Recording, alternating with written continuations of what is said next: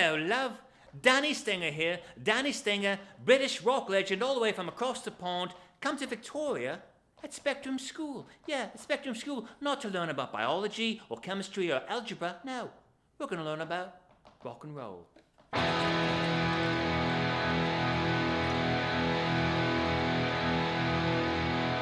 What's with the bloody question mark?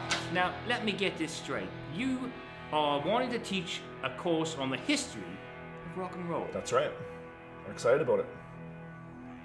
When I was in school, I learned algebra. And do you know how many times I've used algebra in my life since school? None. Yeah, none. But rock and roll, I've used every day. Absolutely, me too. What I want to do is I want to go back before even the Big Bang of Elvis. And talk about how did Elvis learn music and what were his influences, and come all the way up to today's modern rock. Is rock and roll relevant to what students need to be learning? I think it's important for students not just to appreciate rock music, but also the impact on culture it's had on society and how it shaped society all the way up to today. What has the school board said? The school board voted unanimously to approve the idea of the course. They were 100% behind it. They loved the idea. Spectrum, we got culinary arts program, we got a great theater program. Now we're gonna have a history of rock and roll. It's great to know a little bit about a lot of things. You're going to teach the history of rock and roll. I've got a little history of rock and roll trivia for you. Uh-oh. Let's see how the teacher does. Here we go. All right, question number one.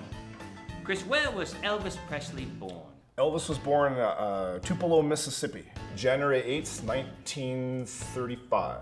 He's good. He's very good. But he won't get this one. Who was hired to be the Monkees' opening act in 1967, but got booed off the stage, so he quit the tour after 2 weeks? Seems incredible to think about it, but that was Jimi Hendrix, in fact. Oh my God. He got it. He got it. Jimmy right back there. He got it. You know, I could teach the history of rock and roll. For example, John Lennon and me, we share the same birthday, October 10th. Actually, it's October 9th. Right. Yeah, what he said. Richard Starkey changed his name to Bob Dylan. Yes, Chris. Actually, Richard Starkey changed his name to Ringo Starr. Bob Dylan's real name is Robert Zimmerman. Yeah, right.